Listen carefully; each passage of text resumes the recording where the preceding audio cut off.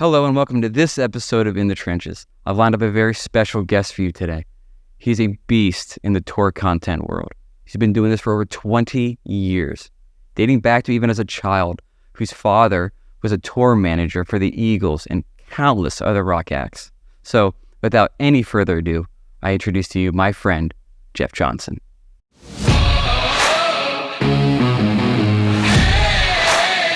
Hey Jeff, how are you, bud? I'm great. How you doing? When was the last time we saw each other? Dude, we saw each other at it was the Whiskey Jam.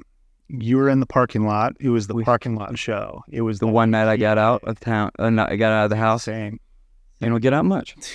No, it's for work. Every time I get out, it's for work. I love being home. You were shooting for Megan Maroon? Yeah. Well, for Megan, and then UTA had their night that night. So it was like they brought me on to just kind of shoot all the artists that night and just do a quick little recap video. So it was me and a couple of videographers out there just capturing. That's cool. Yeah. Well, I think when I hear the name Jeff Johnson, I'm like, it's synonymous to tour life to me. Okay. You know, I think you've paved the way for a lot of young folks, showing them kind of like how to really elevate tour content. You've been on the road a long time. 20 years. 20 years. 20 years this year. January was my 20th year. On the road, traveling. 20 years. I mean, because we don't have a long history together. I know. Right? So this is gonna be fun. I'm gonna learn about you, but I also have perceptions of you where like he travels a ton, you know? That's the thing. It's like I want to learn about you too, because I feel like you and I kind of had this parallel thing here in Nashville. Mm-hmm. You were in one world, I was kind of in the other world, Sure. but we all kind of did this. Yeah, absolutely. You know what I mean? I It's do. Like we kind of jumped out and we jumped in. We're like, I do. kind of run into each other here and there, you know? Because I remember you like as like Ryan Smith, the director. Oh, whoa, we're going. Oh yeah. Was that in Nashville? That was here in Nashville. Yeah. Okay, because I was Yeah. Smith and born in LA. Okay. Because were you born in LA? Yeah, I was born at West Point, New York, but I spent about 17, 18 years. Yeah. I was And then I moved. raised in LA. We got to get in. I know, dude. Wow. So you knew me as when I first moved to Nashville before I took the name Spidey. Yeah. Wow. Yeah. I remember your name around for sure. And it was more from the directing side because I For sure. wasn't shooting photo really back then. I didn't brought it back into the game. Yeah. No, I remember because when and we'll get into it a little bit, but how I got into Nashville, you know, I remember getting into Nashville and I started in the Nashville country world in 2005. And it was before I even moved here. I didn't move here till 2007. You were just testing it out? Yeah, well, my first artist that I worked for and I traveled with and I did content for was Faith Hill back in 2005. Yeah. And then worked for Keith Urban, same management company. Okay. So it was like there was a connection there. Two heavy hitters. Yeah.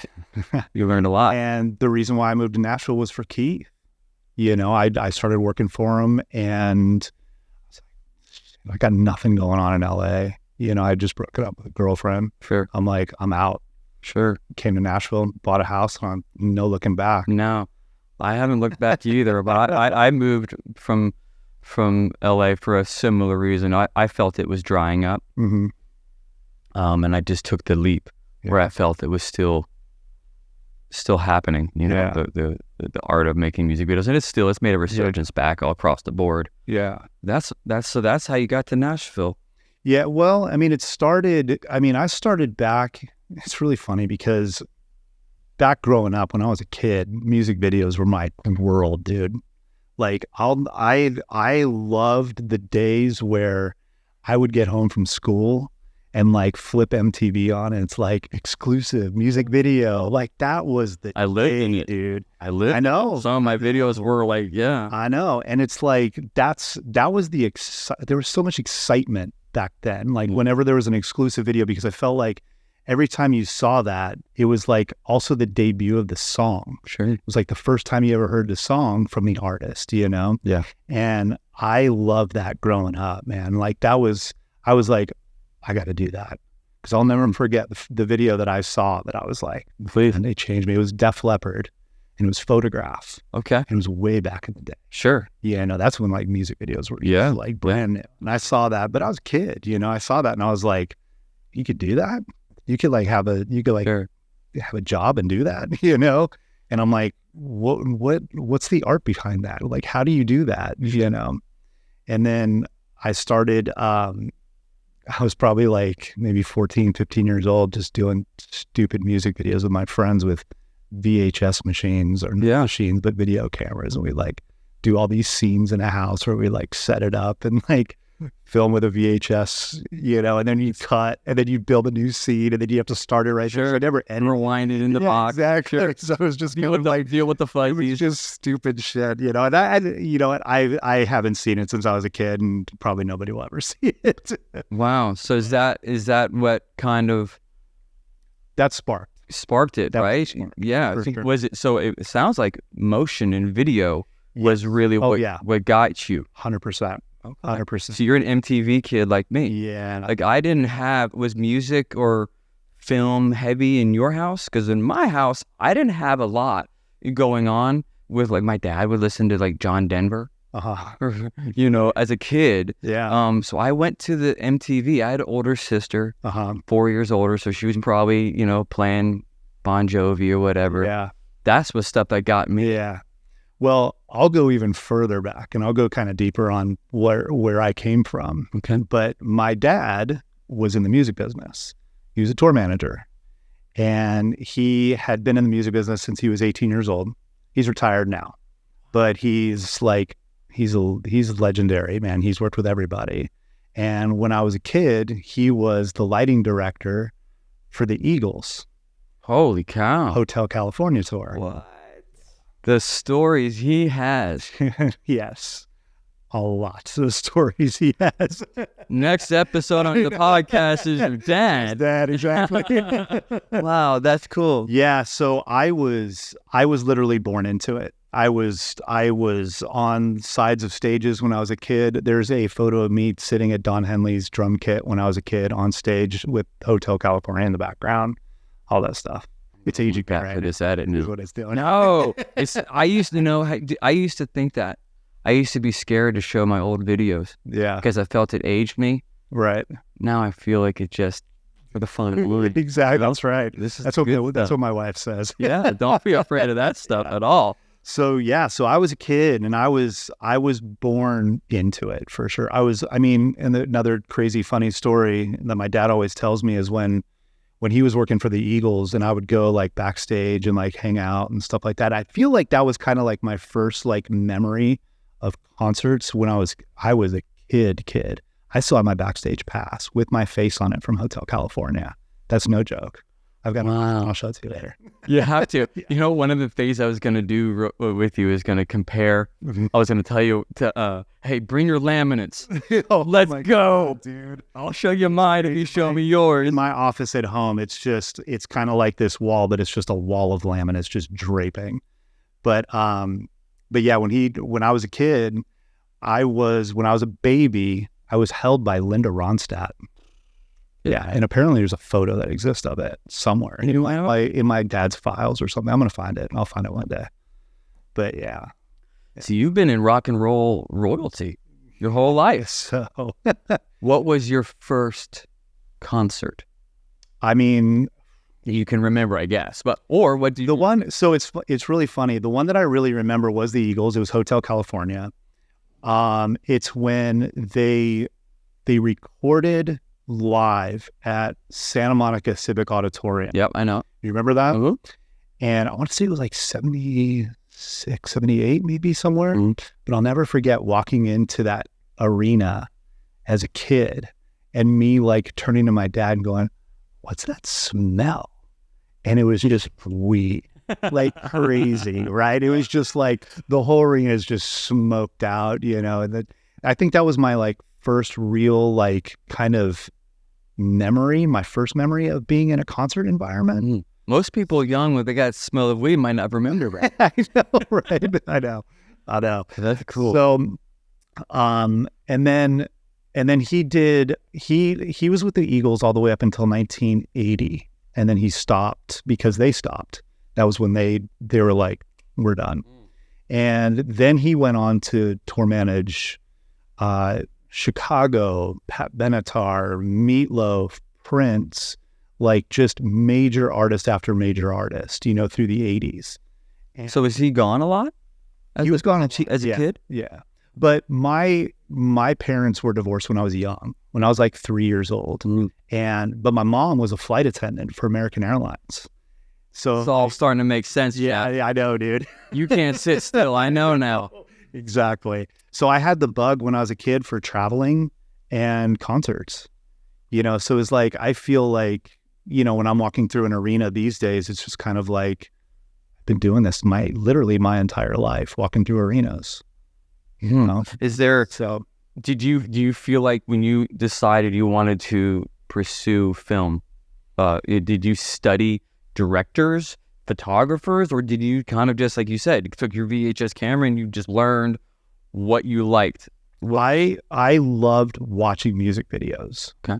Just the MTV era. It was, I'll never forget, we got cable in our house, and the first day, like, I was in school and I'm like, I just got to go home and turn on MTV, and then just started watching videos. And I feel like it's really funny because some of the things that I do today in maybe some music videos or something that I shoot live, I feel like I see some of those videos from back in the day and I'm like, that's where that came from, because I don't know, just like I could watch like an old Bon Jovi video or something and then just like go, man, that's kind of where a little bit of that style came from. I don't know, it's wild. Well, I definitely think, those who grew up in the MTV era, you realize there was an importance back then to videos, I mean, we, like you said, you would race home from school. Me too. I think I said in an earlier episode, I could have probably a decade's worth of music videos memorized about who directed it and everything. I studied it. Yeah. I mean, it was, actually I studied it more than I did my school book, and then you learn by going out. I felt like for me, it was just kind of like, I don't know, I was just like, I was a sponge, you know what I mean? Because all I saw was a lot of concert stuff growing up and like going to concerts that my dad was the tour manager for.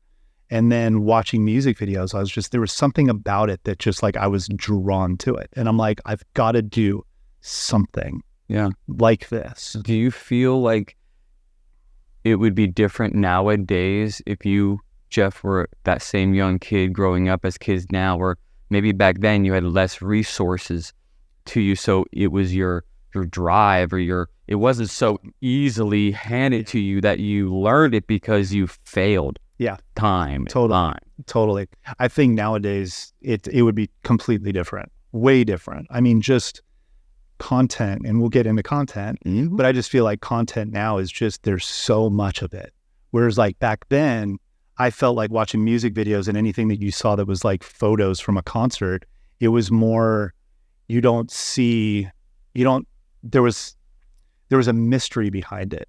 You know what I mean? Because nowadays it's like, I feel like artists are exposed so much and you kind of know, it's almost like the artist. But back then I feel like there was none of that exposure. There was this mystery. There was a lot more allure. Yes, exactly. That was it. Mystique. Yeah. Yes. Yeah. And it's like, they weren't posting, they weren't tweeting anything and saying stupid shit or anything. It was just like, there was just this mystery that was just, I love that, Nowadays, that doesn't exist. Do you find yourself, I'm jumping ahead in my ideas here, but my notes, but do you find yourself having to keep up with the Joneses in your mind, or do you feel as a craftsman who's learned and has honed over the years your style or your thing, do you ever feel like today with the whole, incorrect the sloppier, the more incorrectly authentic and unartful, whatever. Yeah. I find myself, I can't jump into it. Yeah. I can't. I just got to keep my head down and do what I do. How do you feel? I mean, I feel like I kind of chameleoned my way through, and like I saw like when I first started like doing this professionally, I felt like something was happening that was different, that was about to happen with like a social media side or a content side when I started doing it in 2004. Okay. And I'm trying to think. Did I answer that okay? Wait, I'm trying to. I don't know. Yeah, I know. No, you did. You did. No. Was there a particular obstacle that, when you coming up, like what was the biggest obstacle you faced? Was it because you moved here with Keith, or really, because you had a job coming here? So, Well, I'll tell you what, I'll go back a little bit into kind of how I got here and why I got here. I feel like when I was in my late teens, early 20s, I wanted to do music. I played guitar. I was in a band. We did just things, we played shows and all that stuff. But then I had a hard passion for wanting to do music videos, wanting to do photos. I would do a lot of like music video stuff with my band, and like we would create these like, horrible music videos, but I felt like that was a good kind of stepping stone for me to learn, So, but I really wanted to pursue music. I wanted to do a lot of studio stuff, like recording studio stuff, be an engineer, be a producer. Mm-hmm. And LA, when I lived in LA, it's saturated with that stuff. So I was just like, how am I really going to break into this? And I didn't want to ask my dad to be like, yo, get me it. Like, sure. I didn't want to do that because I always wanted it to be like authentic, like my entry into whatever I do for a career to be authentic. Yeah. But fast forward to 2003, when I was doing studio stuff and being like musician stuff, I had started kind of in that like digital era of like editing music, right? And started using Pro Tools when it like was first coming out and first like really starting to see like the light of day. My dad in 2003 ended up getting the job of tour manager for Josh Groban. Oh, yeah. Oh, wow. So I'll never forget that there was a situation that had happened that they were looking for somebody to run a Pro Tools rig. And my dad's like, well, you do this, right? And I'm like, yeah. And he goes, do you want to come out and run the Pro Tools rig for Josh doing the Ellen DeGeneres show? Oh, okay. And I'm just like, all right, because it was like his first performance. This is when he was just breaking out. This is like when he was just about to like go crazy popular. And so I did that, and I was like, oh wow, this is kind of cool. It was kind of like my first like work with like a celebrity or an artist or something like that.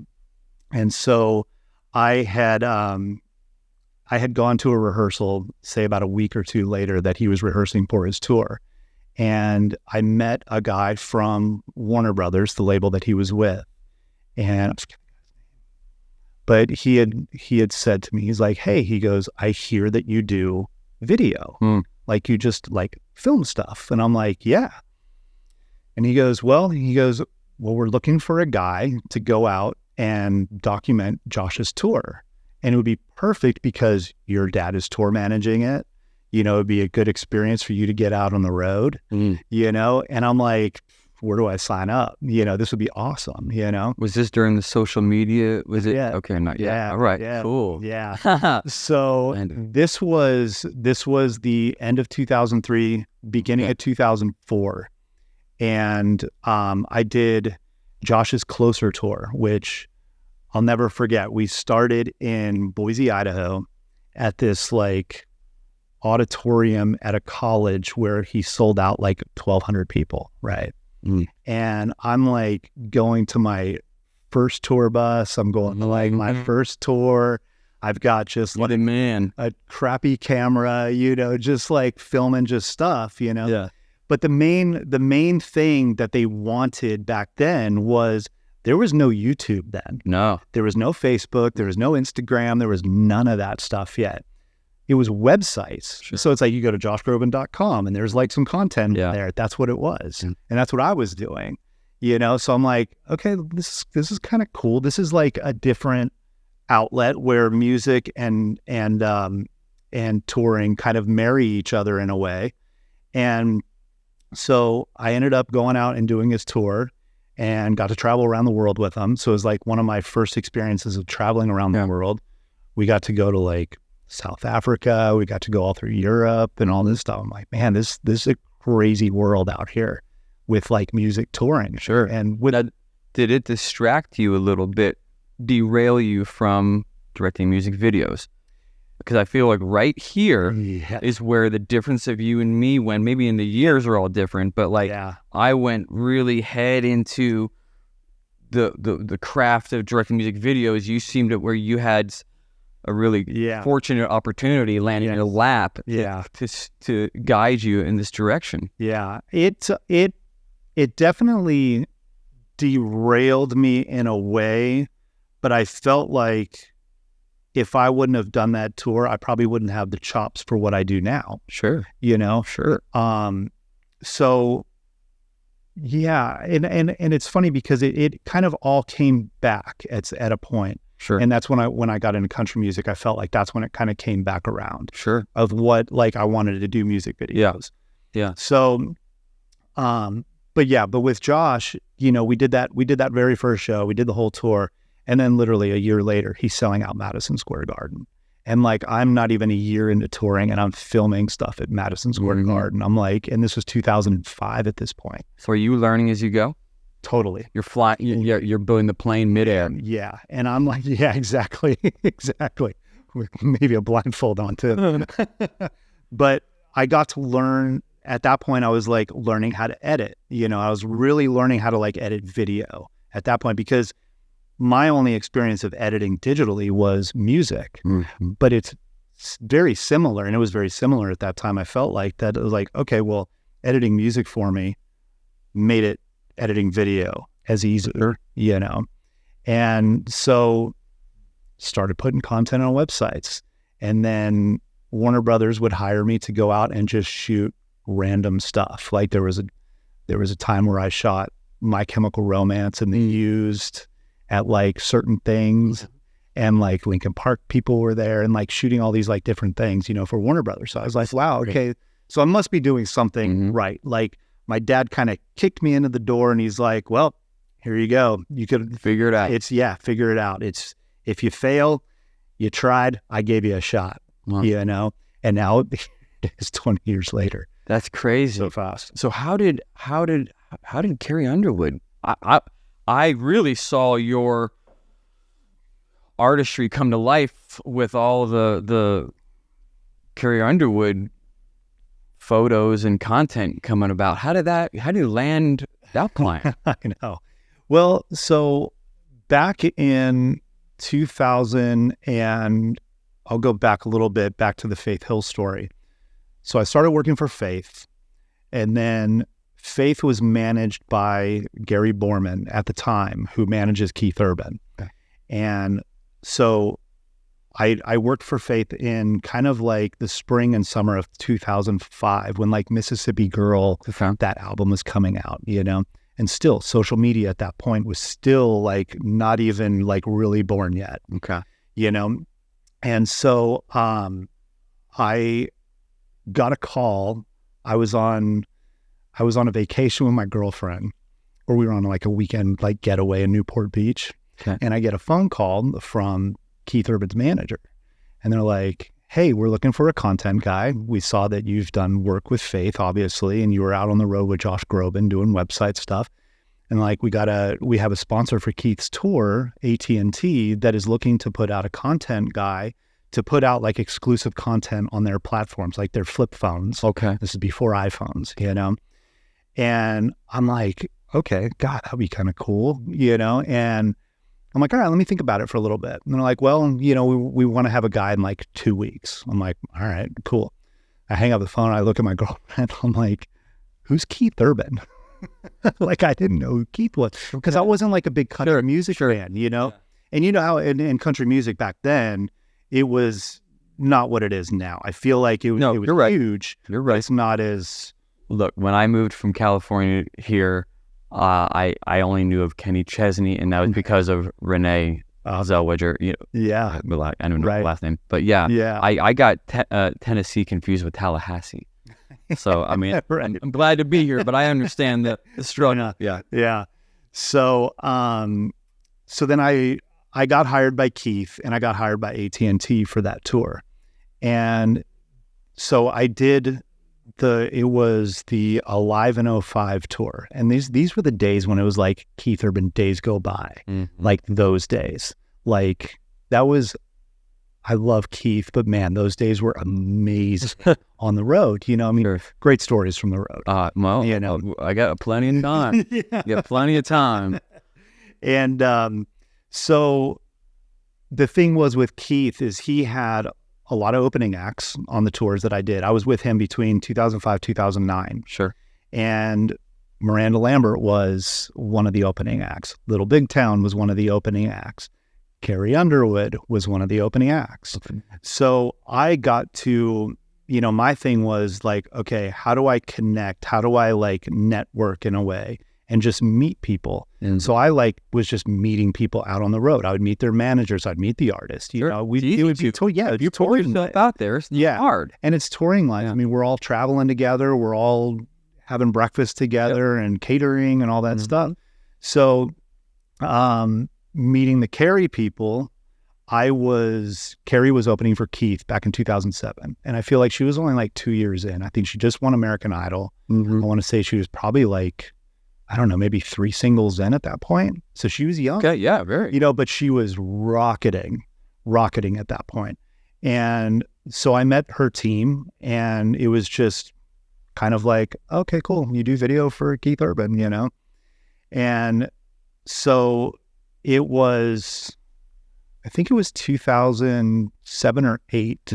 I got a phone call from their social media people.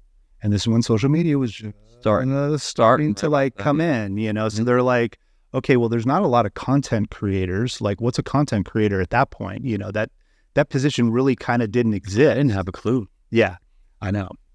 So they wanted content because Keith Urban had content and this person had content. So Carrie started to do fan club parties in Nashville. Sure. And they called me to do her very first fan club party. It was 2007, actually. It's 2007. And that's where that relationship started.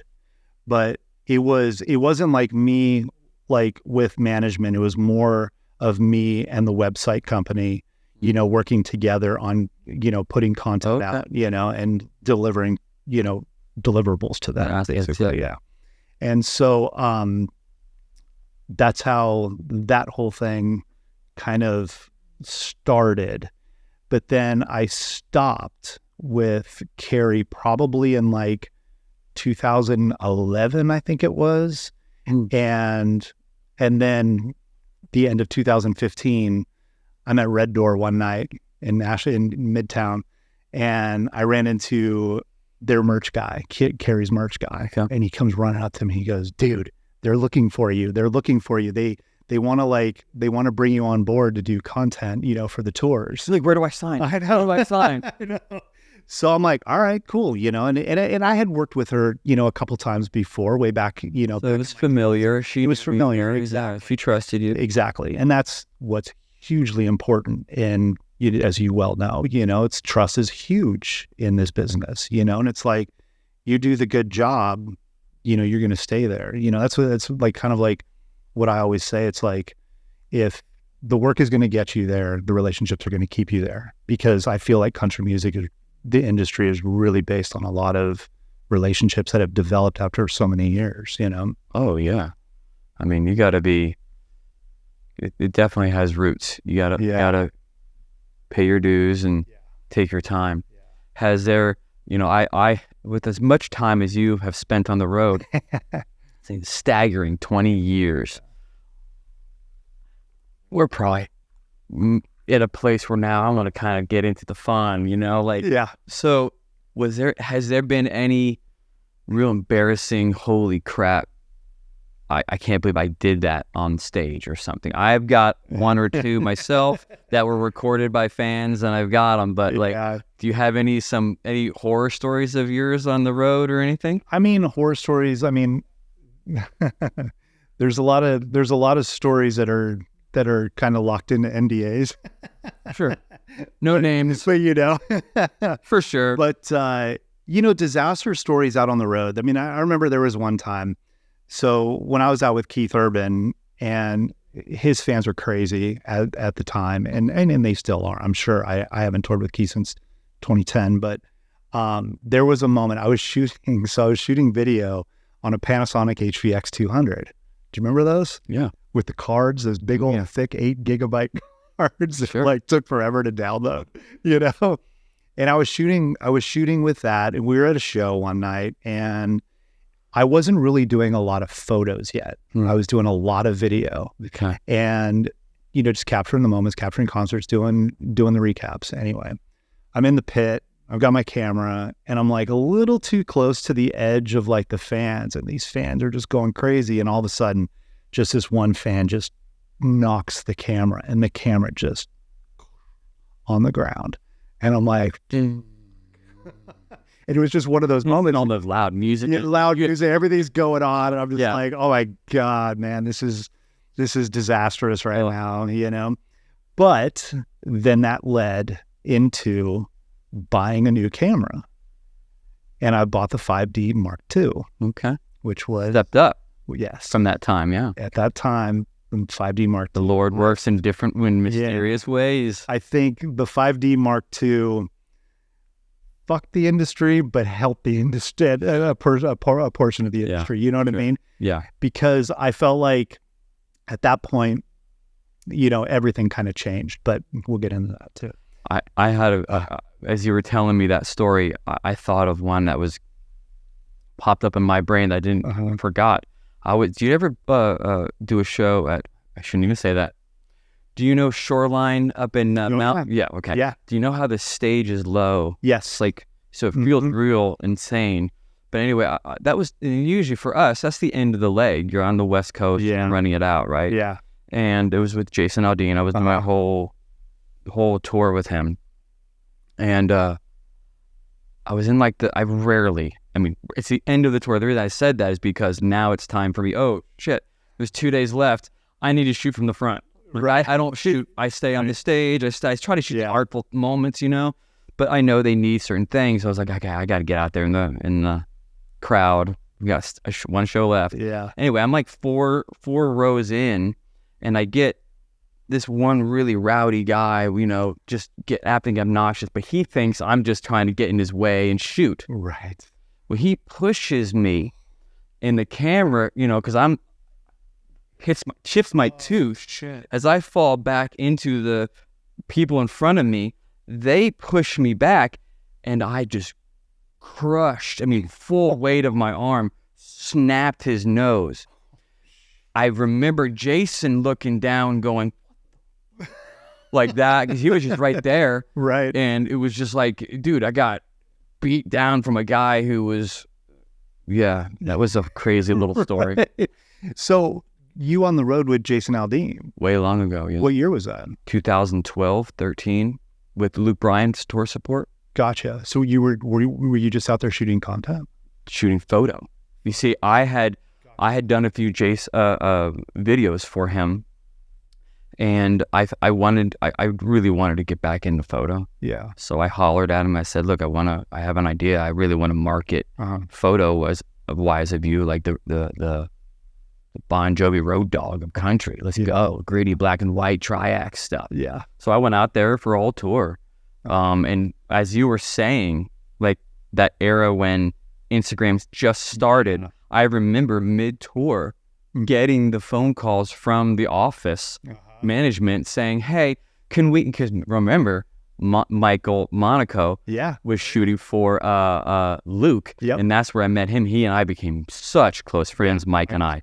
Very close friends. And he's just Mr. Content. He's got all the cameras. And so they're getting Luke's feed, and by proxy, they're like, "So, Spidey, can you shoot some video now on this camera?" I'm like, "What are you talking about?" What? No, I can't just shoot. I shoot pictures. Can it? They're like, "Can it shoot video?" Right. Yes, but no. Right. But it was interesting. I do the defining moment for me, because I do remember the crux when now I'm being asked to kind of like news reporter or the content, hey, shoot this. And that's what it was back then. Yeah, exactly. It was little bits. Yeah. If you were shooting with the red or something, you were shooting bigger content, Yeah. It's funny because I remember back in, it was like 2000 and maybe 8 or 9. I remember, do you remember when UMG would have like their concert on Demumbrian and all their artists would be there? Demumbrian, yeah. Yes, I do. Those were fun. Yeah, right? Yes. Right? So I was there one night because Keith was with UMG, Universal. And I remember I was like Keith's guy. I was a content guy. But back then, it wasn't like a necessity. You know what I mean? I felt like it was kind of like a luxury item to have somebody. It felt special. Right. The photographer, videographer felt special. Yeah. And I was definitely like the lowest on the totem pole. I felt like I was always kind of like looked at funny because like, what the hell is a photographer and a videographer doing out on the road with us? Because back then there was nothing, there was no kind of content like that. And so I remember, because like nowadays it's like they'll hire a videographer before they hire a second guitar player. Absolutely. You know what I mean? Absolutely. Sight unseen. Not even looking at their work. Can you turn the camera on? I know. We'll get into that shortly. I know. Well, so I was putting out tons of content on Keith, within those like 5 years. And I remember Dirks Bentley coming up to me and going, man, I need a guy like you. And I remember like Luke Bryan's like, man, we need a videographer.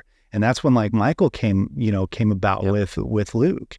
And I remember running into Michael one night and he goes, if it wasn't for you, you kind of paved the way for everybody to like really get into this. And a few folks have said that, Tanner, one of them. Yeah, Tanner's awesome, man. Freaking love that kid. You come highly recommended in the tour world. So it was like, I felt like that night at that event, I felt like that's where like this shift was starting to happen because artists were starting to realize that they needed somebody or a content person out there to start just capturing stuff, So I felt like that was kind of the change, and then it's like YouTube was just starting to kind of come into play. Facebook was in play. Websites were still there. But like when that Instagram thing started, I remember when Instagram came out and everybody was like, oh man, there's this app called Instagram where you can post photos. And it was like their way of posting photos, everything looked like crap. It was all filters and all that stuff. DJ Silva is the one who actually started my Instagram. Really? That's in the back of the bus with Aldine. So funny. I actually started Billy Currington's Instagram. He goes, I want to be on Instagram. And he goes, how do I start this? And I'm like, well, you got to come up with a username. He goes, I want BC Coconut Man. And I'm like, done. There you go. Now you're in Instagram, Isn't that funny? But I felt like when Instagram started, that was a big change. That was a huge change, I felt like, because at that point, content was so easily accessible. It was right there in your hand, on your phone. You could scroll through one artist to the next artist or your friend posting a stupid food photo or something. But it sounds like you bought into it. You subscribed to it earlier than, and that's what really got you ahead. Yeah. See, I was late. I fought it. I was still the guy saying film's not going to die. Yeah. Jeff is dead. I mean, it's coming back in a way, but back then, no, it was done. Totally. Well, I felt like when that 5D Mark II came out, because I'll never forget when I bought that camera, I started doing a lot of photos for Keith on the road. But then I started using it for video. And I had adopted that so early on. It was before it even had 24 frames a second. It only had 30 frames a second. And I remember shooting video and showing it to Keith, and Keith going, that's the look. That's the style. I love that. Keep shooting video with that. Don't use anything else. Just shoot video with the 5D from now on, because it gave that depth look. You could use different lenses. That's an energetic feel, rock and roll. Exactly. And I actually did a live music video for Keith Urban with strictly just the 5D. It was a video called "Hit the Ground Running," and it was never a single, but it was an actual music video that came out. CMT, YouTube, all that stuff. It's out there, but that was all shot with the 5D Mark II. And I felt like that was another change in the industry, because I want to know your story too. with that, because I felt like when that camera hit, I felt like a lot of budgets started to kind of fall off the ledge, because a lot of people here in Nashville were like, oh, cheaper cameras, cheaper labor, cheaper this. Yeah. You know, I felt like that was kind of this like shift. I'm inspired by what you're saying, because you sound like you were really in tune with the technology that was happening, and I turned a blind eye to it. I think I just kind of was stubborn, and I said, "This." I think, I mean, maybe no. It was probably fear to relearn a lot of things, because film isn't so sensitive. Yeah, that digital. Heavier cameras, clunkier. Hell, they had fans and motors in them. This was just really clunkier, heavy gear. I had to relearn it, how sensitive the light was. Yeah. And then that changed how I was going to operate the camera. So I really did push it away. Yeah. I never, still to this day, have not shot on a DSLR video. Wow. Now, that doesn't mean if a client doesn't say, hey, can you, like on a RAM job, I'm shooting a photo, and they'll be like, hey, can you just get something of this so we have it? Sure, here. Yeah. But I mean, officially I haven't done that. Yeah. And I say that kind of prideful, I guess, in a way. Yeah. But I'm also inspired by your journey, because it seems like the same kid who's back home playing with VHSs and winding. You're doing what you have in front of you to make your art, and I'm greatly inspired by that. I stuck to my thing, and I don't know which was better, which was worse. It's definitely interesting. Yeah, I remember back in 2007 when I had just moved to Nashville, DRNA. Yeah, Brett Weeks. Yes, remember Brett? Yes. So Brett and DRNA had a red. They had the red one. Yes, and that was my first experience with red, because Brett and I became really good friends because him and I were doing a lot of Keith Urban stuff together. Remember Chris Hickey? Very much. Yeah, doing a lot of the music videos for Yeah.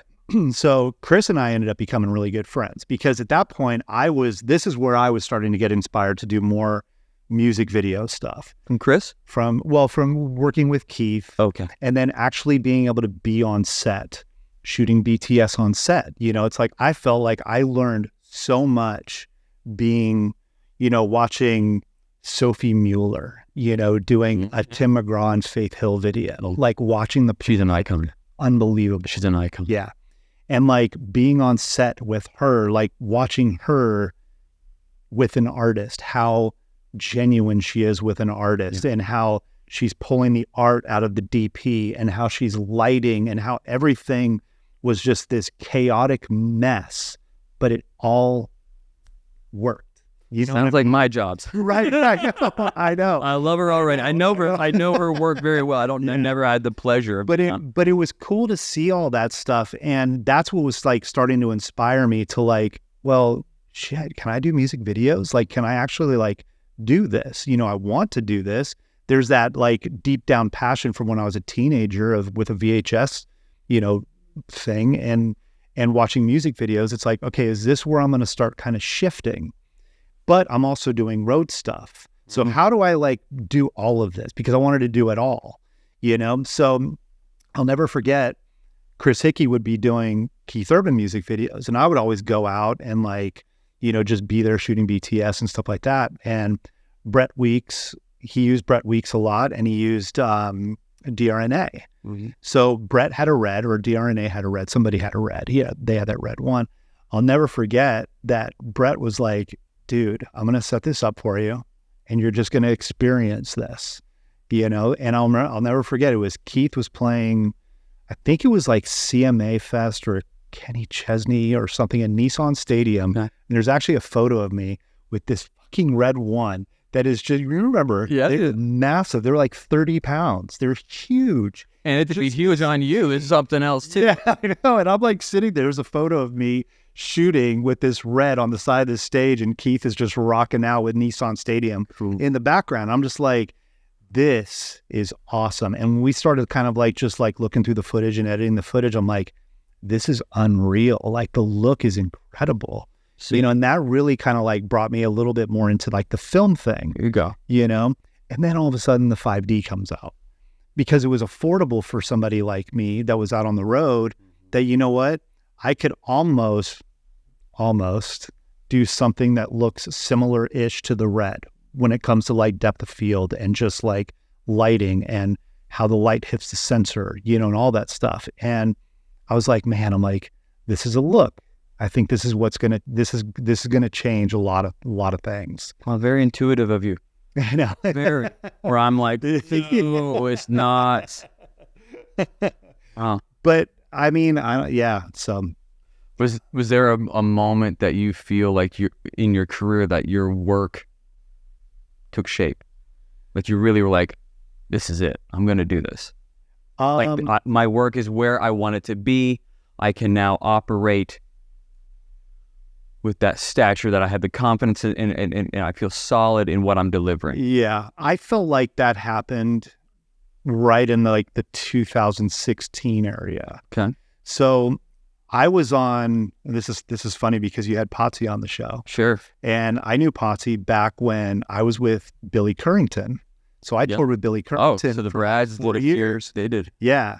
But they brought me on board for Billy when he was about to do the Kenny Chesney tour in 2011.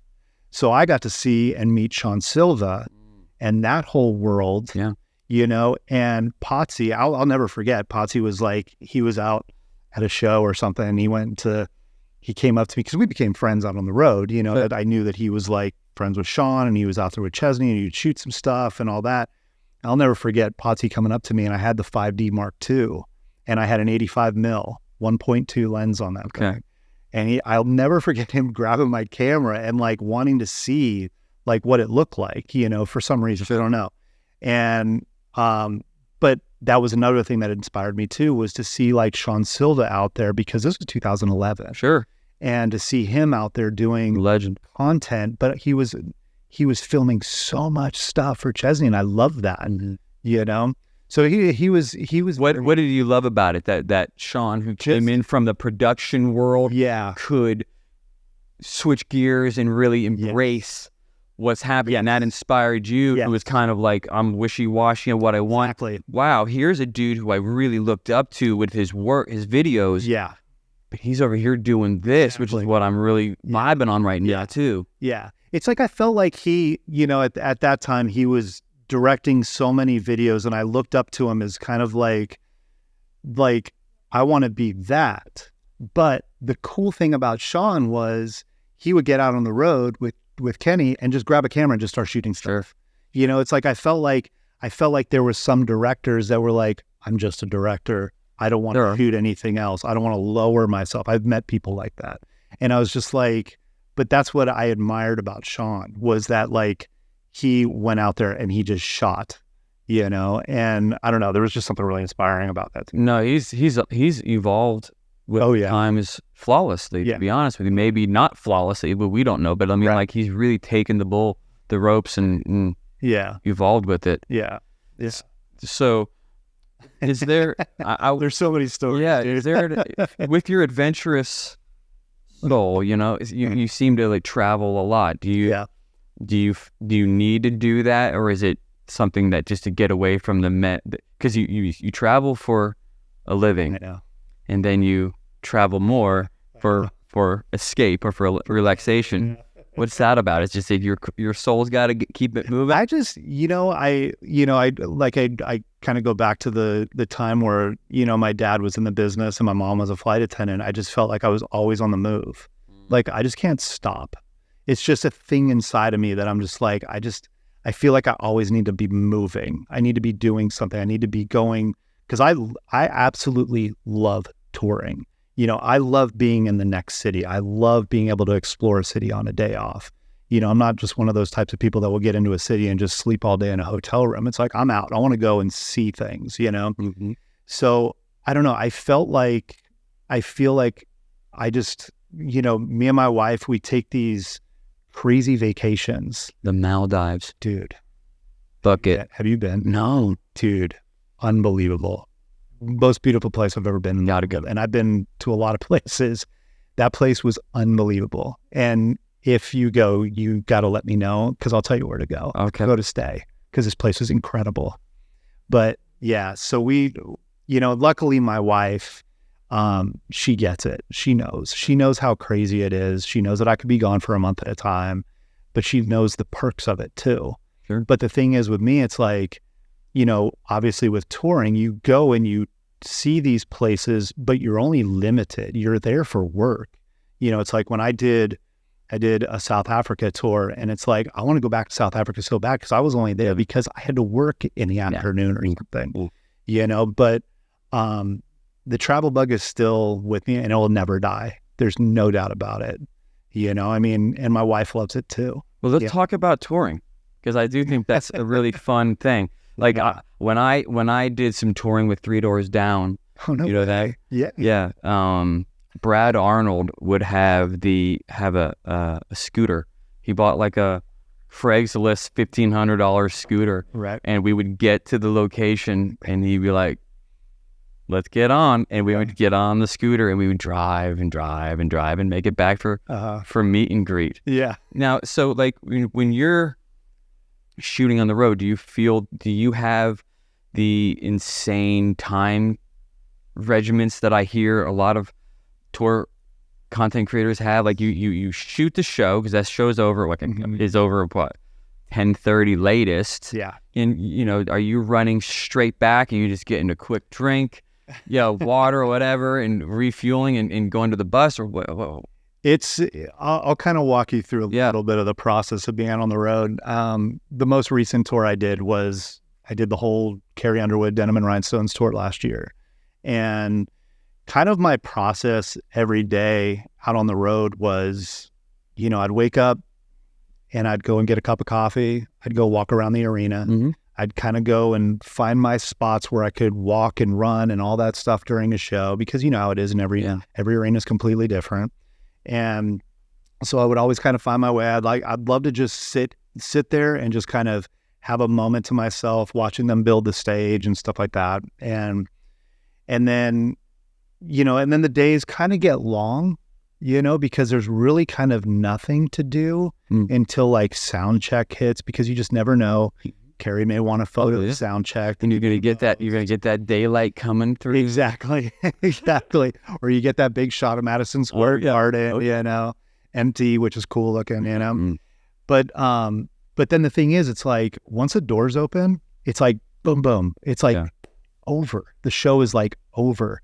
And so the immediate requests on that tour was photos after a show, like as soon as possible. Fine. Because that's just kind of normal, So I was traveling on one of the buses that would leave pretty quick after the show because there were so many trucks, absolutely, all that stuff, they had to load out and get to the next city. We didn't want to be in the way.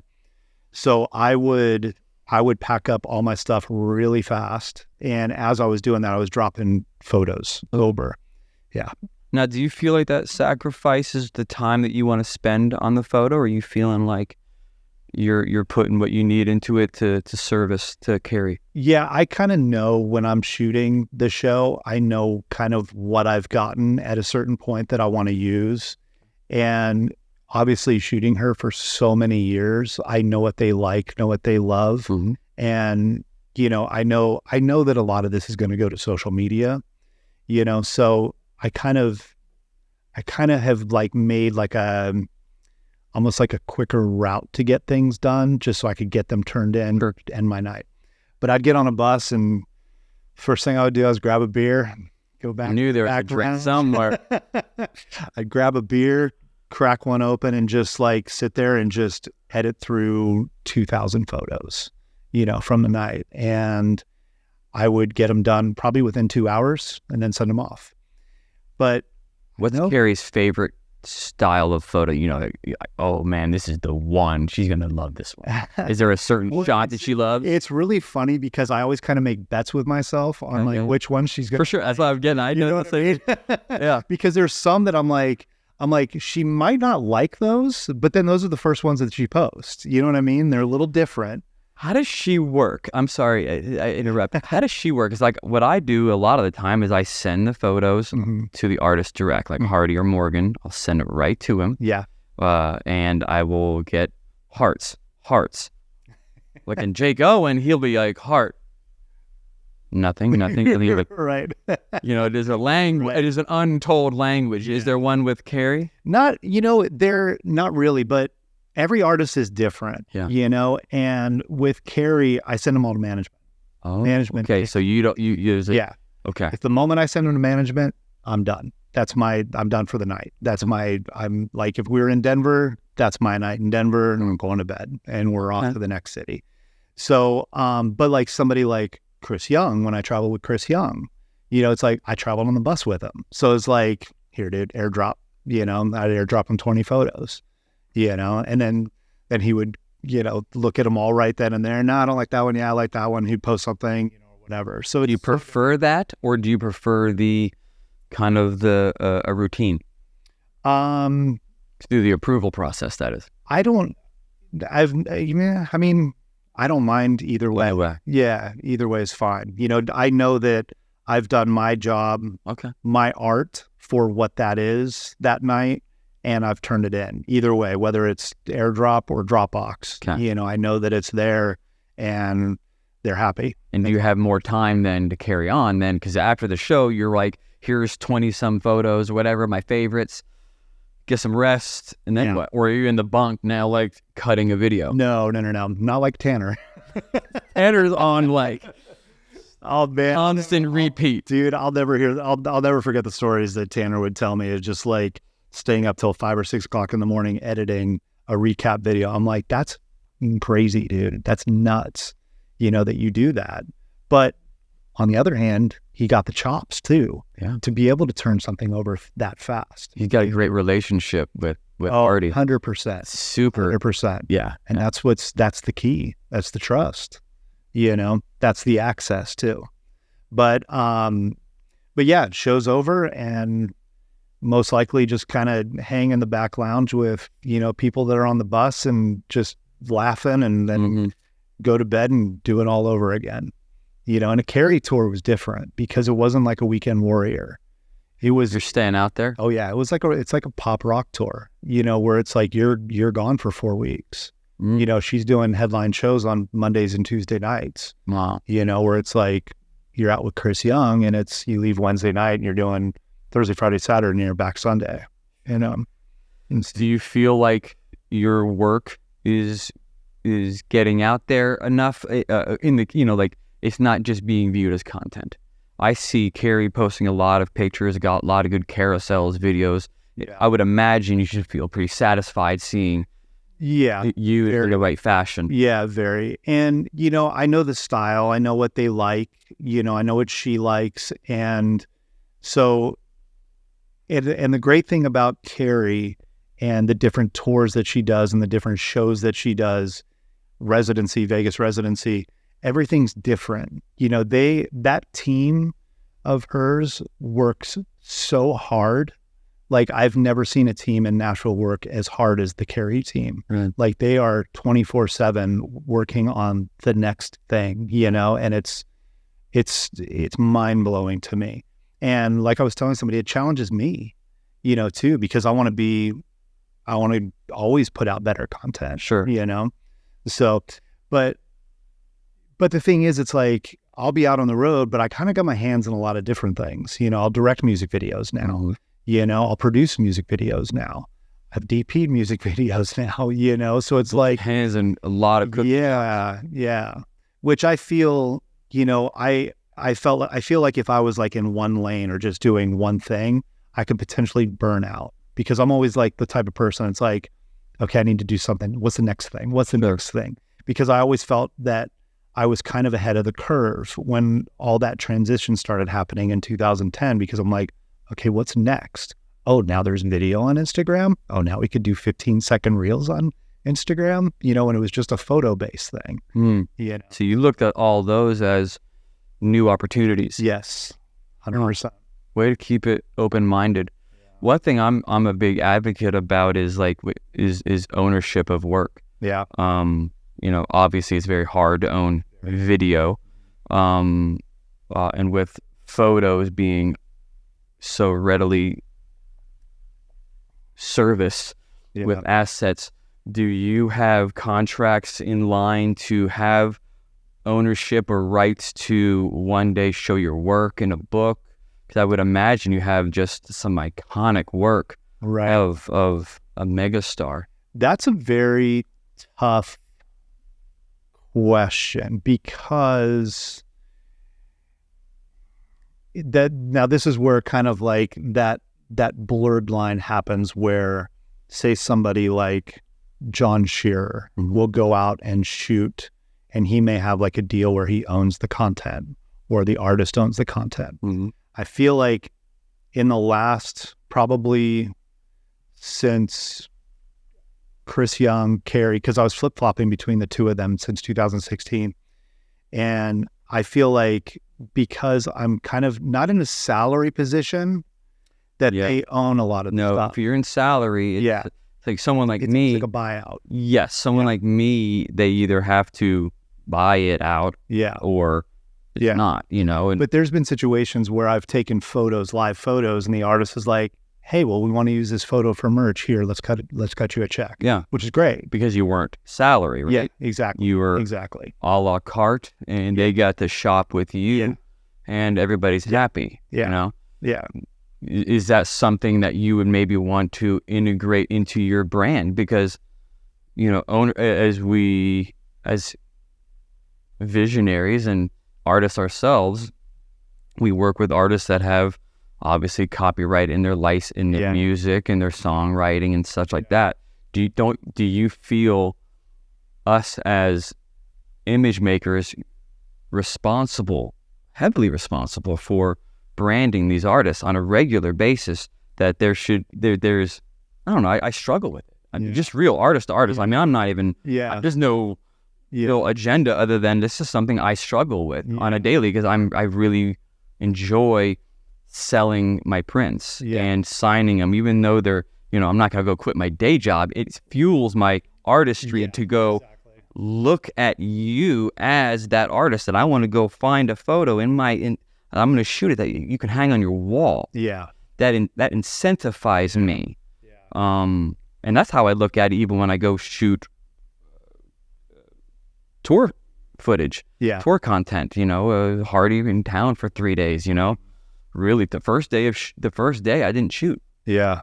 I just looked, studied. Because it's that important to me to get that one. So I can, So when you're hired to do stuff like that, do they own it? If there's no contract, there's no real conversations of it. I have a very clear working relationship with a lot of my clients that I try to make everything super easy. Yeah. That's important to me in my business, is to not make the transaction difficult. Yeah. Yeah. So me, I have no interest in other than selling prints. Selling a print of my work, limited edition, or even a collection in a book. Yeah. So I wanted those opportunities, and there's many ways to go about that. You can devise your own contract, your own paragraph, your own addendum to add in. Yeah. And I have that put in place on a number of my jobs. Yeah. I'll sign your contract, which seems great, standard. Yeah. And here's this one paragraph that just has this, which is reasonable, and they might make an adjustment, and off you go. Yeah. I've learned over the years, just, not being clear. I'm going to go off script here, but that's one of the things I think young creatives need to learn to really embrace is business, and not being uncomfortable to bring up money. I don't know why I brought this up, I guess, on this topic, but do you fight? I mean, we fight it. They want to know. People are going to want to know, oh, it's so easy for you to get with work. No, I fight budgets each and every single job. Yeah. Without fail. Yeah.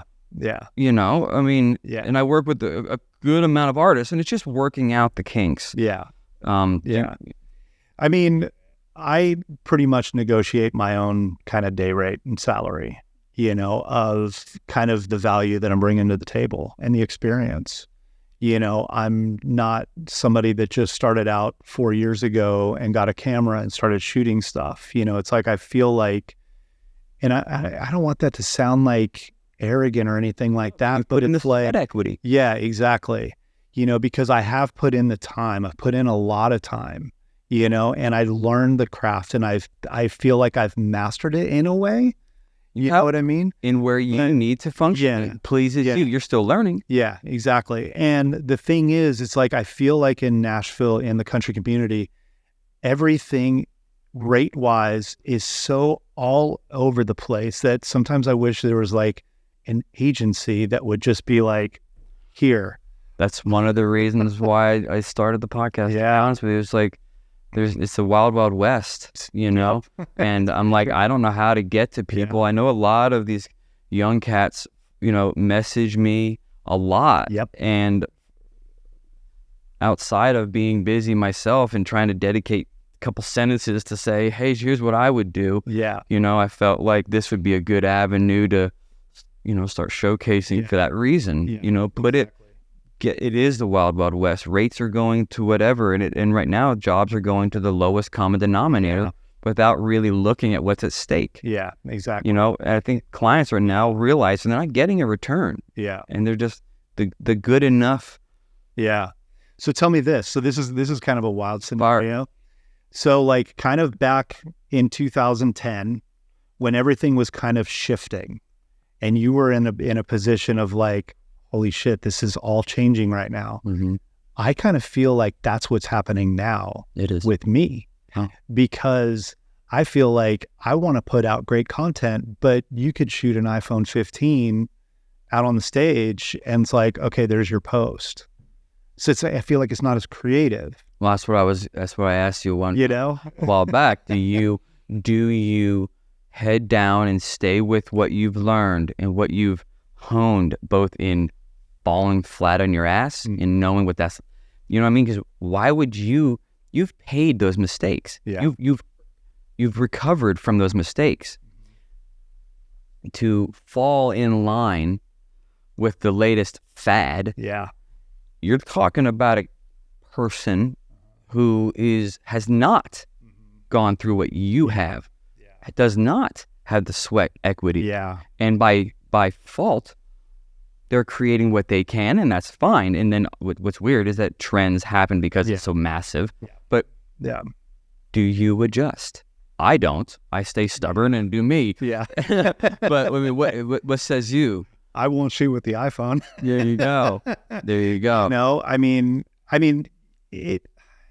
I don't know. I mean, it's I feel like in this business, in this music world, in this country world, because I feel like there's so much content that's going out on country artists that like you don't really see. You see it with pop and you see it with rock, but I feel like you see a lot of it with country. Maybe it's just because I'm in it and I kind of see it. Possibly. But there still has to be a quality of work though too, because I mean, if you think about it, like these artists, they go into the studio, they want to put out quality songs. Why not have quality content too to go along with it? You know what I mean? Well, and it's like, I just feel like you kind of lose, I feel like you lose kind of a luster once you jump to like an iPhone, or you're just like posting just because you need to post a story today because management tells you to. But do you think there's too many chefs in the kitchen? There is. Because like when people started to gravitate towards some of my photos, it was during the Yellow Wolf era, and there wasn't a single obstacle in our way. Yeah. We shot, we grabbed a photo, it was a banger, we posted. Yeah. We didn't hold on to it like some Willy Wonka gold ticket. Yeah. Yeah. You know? So. Dude, the Yellow Wolf stuff, wow, man, your stuff. Oh, thank you. Holy crap. Dude, I'll never forget. It was funny because I think I kind of jumped to the Yellow Wolf like knowing who he was like later on. Yeah. I'll never forget the first time I ever heard him and like really kind of just found out who he was Sons of Anarchy when that's. Oh yeah. And I was just like, oh my God, what is this? Till it's gone. And then I was like, this dude's awesome. And then it was all your work. Yeah, I was fortunate enough that Bones brought me into the studio to just go hang out. Uh-huh. And Wolf is an alpha dog for sure. He's a leader. He's a creative genius, and I'm an alpha dog. And you could tell during the first day or so, we're both kind of looking at. I'm figuring out, as you know, when I can shift gears and keep moving. And at one point, I teach this to young kids. When you're in with these artists, you really do need to learn how you shift from first to second. Sometimes you might go from second to fourth. It's going to run a little lean for a second. Like you did when you gave that clip to Carrie and said, or Keith Urban, and he was like, "Yeah, that's what I need from now on." You got to take those shifts. I forget where I was going with that.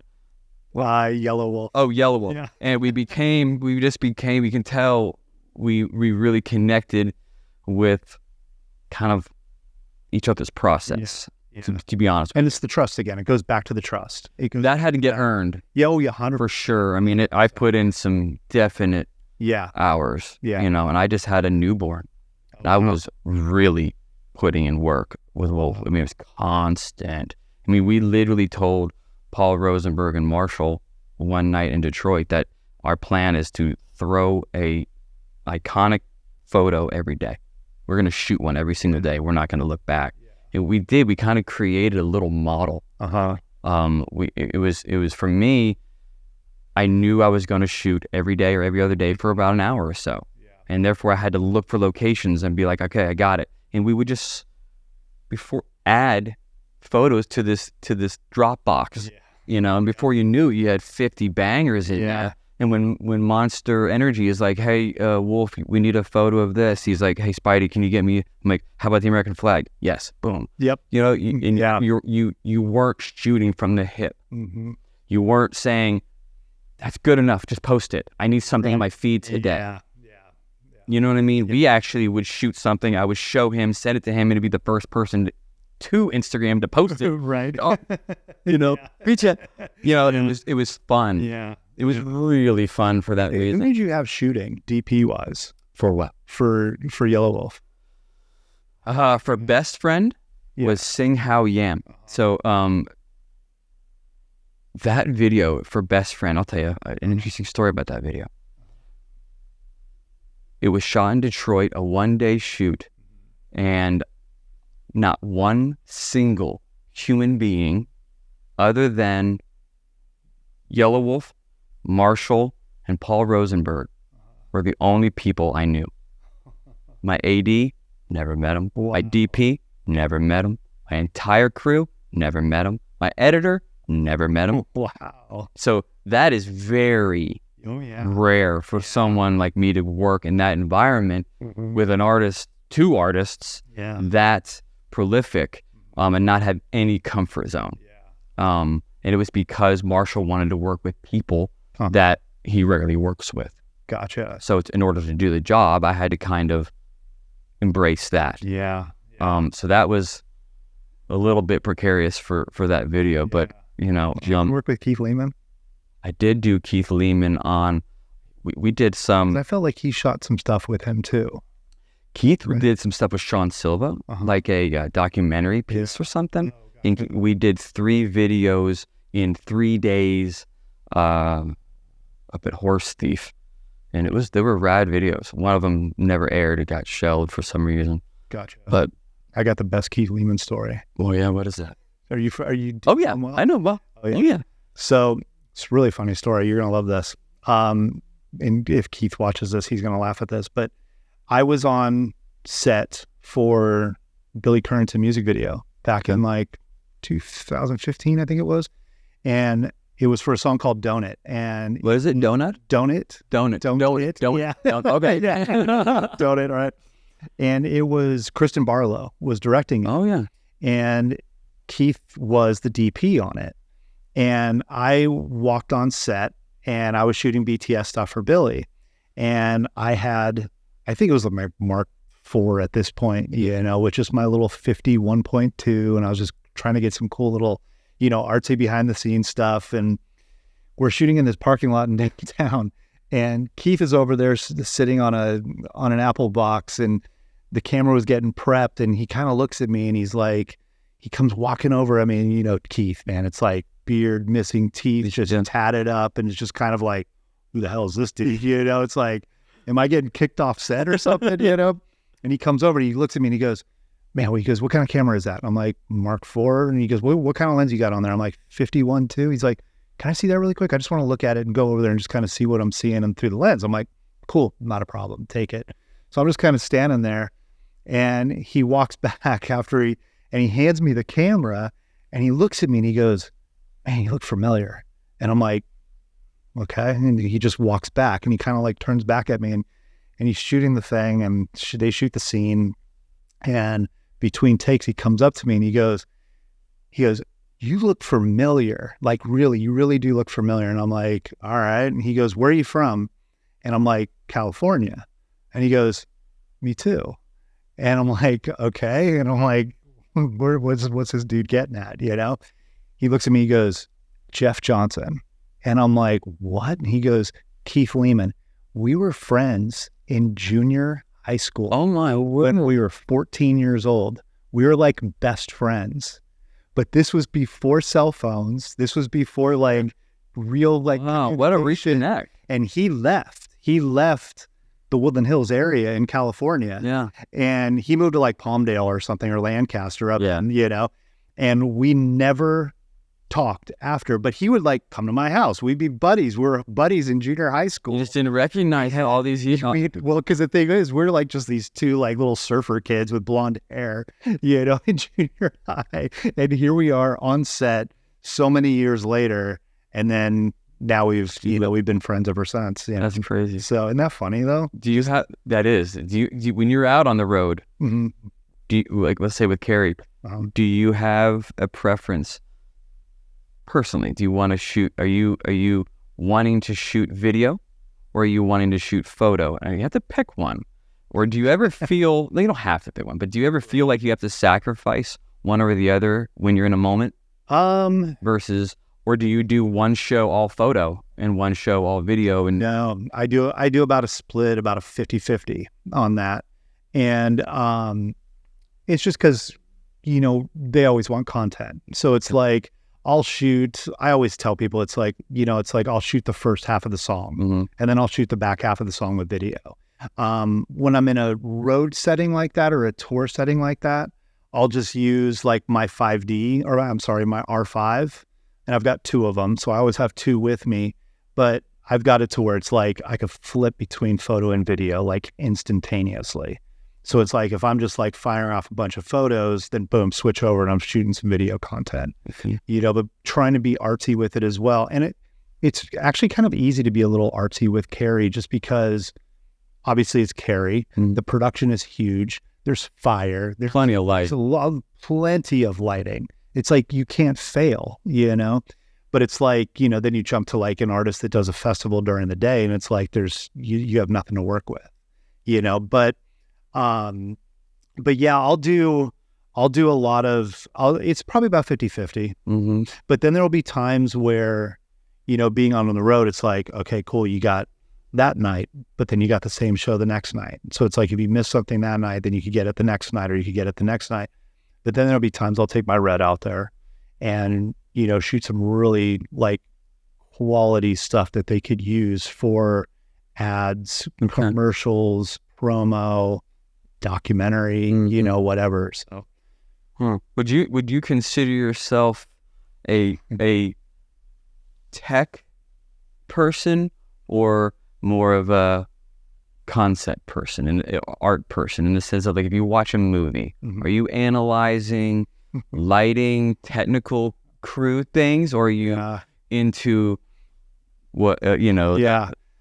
I'm listening to you talk. Yeah, I definitely, whenever I watch movies, it drives my wife crazy, because I'm like, oh my God, that shot's so great. Look how they lit that. And she's like, what are you talking about? Way to take me out of the movie. Yeah, exactly. So it's, I see that, I study it, I analyze it, because, you know, I feel like that I bring it into my work. You know what I mean? Because like you said, you studied music videos. You know, so that you're taking that knowledge and you're putting it into what you do, I feel like I've obviously done the same thing, and I've done the same thing with concert photos and video and all that. Do you feel like I go through fads, kicks. Yeah. Do you do that to challenge your work, or do you kind of are you still perfecting your style, or do you feel like you're in your pocket right now? No, I definitely challenge myself for sure. Because I'm always kind of like, how could I do this better? How could I do it different? How could I make it more of like a holy shit moment, or a crazy cool photo or whatever, because the thing is, it's like, we all see content every day from other photographers, other videographers. We see recaps all the time, and it's like, it's saturated, and it goes back to like, everybody needs a content guy now or girl, they need somebody out there. But it's cool because even the young kids that do this inspire the shit out of me still, because I'm like, damn, like, I can't believe that this kid at 25 is doing the work that they're doing. Like somebody like Tanner, and we go back to Tanner because of the access that he has. Some of the stuff that he puts out there is incredible. Somebody like Spencer Miller. I don't know if you know who Spencer Miller is. He's an editor and shooter here in Nashville, and he's done unbelievable work, of recap stuff. But I still find it challenging. And I like that, because I feel like if I didn't, I would have been burnt out years ago, So how do you find a way to stand out? As you said, everyone's kind of doing it, how do you manage to keep evolving, or to figure out your next thing? Is that something that you deal with? Not really. I don't really think about it. Yeah. Me neither. But yeah. I think that's an age thing. Yeah. I feel like we care so much, but the older we get, we start to not care as much. You know what I mean? Oh, yeah, I do. But in that, your work is better because you're not getting in the way of it. Yeah, exactly. Because there was many times years ago that I'd get like in my own head, or it'd be like, am I good enough? But I've been doing this for so long. Sure. I think it's just a never-ending kind of cycle. Where do you think? You've been in Nashville for a long time. Where do you see it heading? Where do you see? I mean, first, Nashville's come a long way in film, in everything. Yeah. That what we used to have one camera house, and you had to get them open, and now we've got it everywhere. Yeah. Where do you see content heading, and more specifically, where Nashville's heading with entertainment and everything? I mean, what I like that I've seen in the past few years is I feel like we lost a little bit of the art of the storytelling back like in 2010, 2011, because I felt like budgets were going down. The creative was I felt like was kind of lacking in a way, because you couldn't go out and spend the money on, music videos were $250,000, and all of a sudden a year later, they're like, okay, here's a $15,000 budget. It's like, what can we do with that? Mine was $600,000 to $85,000. Oh my God, man. I know. You know what I mean? Yeah. Go from $685,000 budget, and next thing you know, you're down with an 85. You're like, nah, I'll turn that one down. Yeah. And next thing you know, you turn 5 down. You're like, yeah, I'll take those back. Yeah. And it's like, why would you put the effort into something? You know what I mean? I do. But I think nowadays, like, I feel like in the last couple of years, I feel like narrative has kind of come back a little bit into music videos. I feel like there's a little more storytelling that's happening. Yeah. I mean, prime example, I mean, like the Laney and Hardy video. Yeah. I think that one video of the year. Yeah, we had Justin on, his episode, I think, aired. Yeah. Yeah. And, so it's like, I feel like that side could be coming back. Yeah. And so maybe quality over quantity? I think so. Yeah. Well, I would hope, but we all know how budgets are. Yeah. And how budgets have, like, it's like, okay, let's put in money for a music video 10 years ago, but now it's like, okay, well, let's put money into social content. Let's put it into a lyric video. Let's put it into a visualizer. I think that's all has changed a lot, but I feel like, I don't know, I feel like we're going to start missing the narrative and just like the storytelling that I think people are going to miss that. I think that's going to come back in some shape or form. I hope. What would be, if you could describe it, what would be your superpower as a image maker, as a visual creator? Superpower. Yeah. What is your strongest attribute that drives you? I still have the passion, for sure. Big one. Yeah, I still have passion. That's the best answer. What? Yeah, that's the best answer you could have given. And the thing is, it's like I grew up in it. It's like we rewind back to what we were saying earlier. It's like I grew up in it. I saw how exciting it was, and I loved that, and it fueled me, and I don't think it'll ever go away for me. There's no way. Mine either. Yeah. My wife says it too. She goes, there's no way. She says, you're going to die doing this. After all these years, I'm still loving it the way I did, if not maybe more, and I'm wiser. Yeah. Yeah. Because I feel like it's like, a lot of people, I remember when I first started doing this, or not first started, but kind of in the middle of it.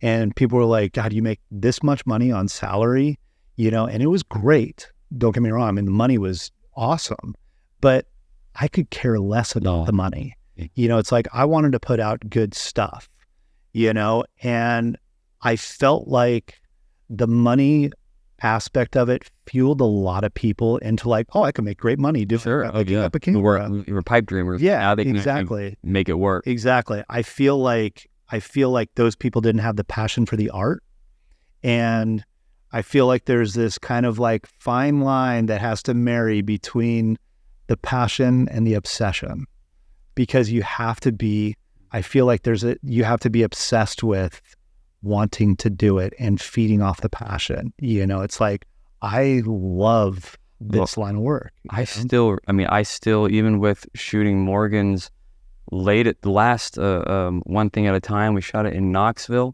same day, drove up, shot it, drove back here. What did I do the second I got in? Put the hard drive in and start looking, get into the photos. I didn't go to bed and deal with it in the morning. I was jacked up. Yeah, exactly. Even after a 5 or 6 hour drive from where we were. Yeah, I get in, hit the hot tub, come out and be like, yeah. And I know it. I mean, I love that answer about what you just said with the passion. That would be one of mine too. Yeah. Because like you said, you do a photo shoot and you come home and you're like, man, like there's something in your brain that just like, you just loved what you did and you want to continue that. It's just that thing. And it's like, that's how I am with doing music videos. If I'm directing a music video and I'm editing it, you better believe I'm already like there at home, like starting to cut through some of the footage. I can tell that about you. That night, and then I'll be up until 4 o'clock in the morning with a rough cut the next day. You're the one making me look bad. I'm like, my contracts are like a 7-day rough cut. Oh wow. Oh yeah, because there was times where I would just do videos that like, okay, we shoot it during the day, and I have a rough cut the next day. Because I was just like so fueled by the passion. Yeah, I hear you. And because it's like you're excited about what you just captured. You want to see it, and you want to see it in the form that your mind had saw it. You know what I mean? Before you even shot it. Do you think that's why you enjoy having your hand, even in your music videos, where you can offload, edit, or color or whatnot, where you feel like, what I've heard in this conversation is that you'd like to get your hands in the mud. Yeah. It's hard for me to delegate certain aspects of the making of a music video or anything to somebody else. That's really hard for me to do. Okay. But I learned probably about 6 or 7 years ago, I started working for a company that, they brought me on as a director, and they told me, they're like, just direct. And that was very hard because I would shoot too. And they're like, no, just direct. Learn to just direct. Absolutely. We'll get the DP. We'll get the colorist. We'll get the editor. We'll get grip and electric. Don't worry about that stuff. And that kind of shifted my mind a little bit into being a better director. Of course. But at the end of the day, I'm like, I want to go home and edit this. You can't hand it off. Right? Yeah, And exactly. Yeah. Exactly. And so, but I've learned that doing music videos and handing it off to like, say, like a different editor, you're getting a different eye on it, you know? Do you like that? That's what I was getting. You led right into what I was saying. Depends on the project. That biased look at the piece. Yeah. And, you know, it's funny because, I mean, there'll be times where I'll get an edit back and I'm just like, wow, I wouldn't have cut it that way, but it's better than probably what I would have done. Oh, yeah. You know? And I love that. I mean, perfect example is Evan here. You know, he edited a recent music video that I did. And I knew that this was a big budget video for Nashville. And I knew I had to sit in the director role and be in the director role because I was co-directing it with the artist. Oh, okay. So it was like one of those things where I knew that I had to kind of hold on to the artist because she's new in town and she wanted to co-direct it. But it was like one of those things where it's like, okay, DP, you do your job.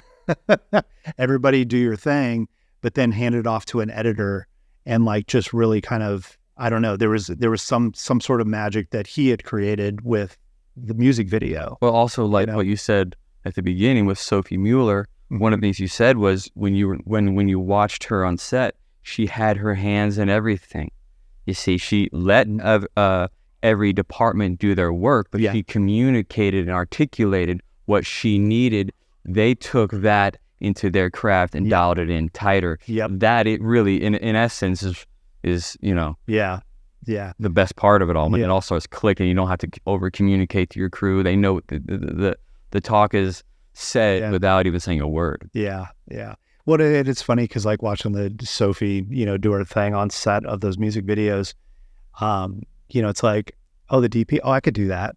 Oh, like grip and electric. Oh, okay, well, you know, I could set up some lights, you know, I could direct, you know, and it's like, it was really kind of honing in and finding my way, you know, because that was years ago, you know, and really kind of like locking in my path.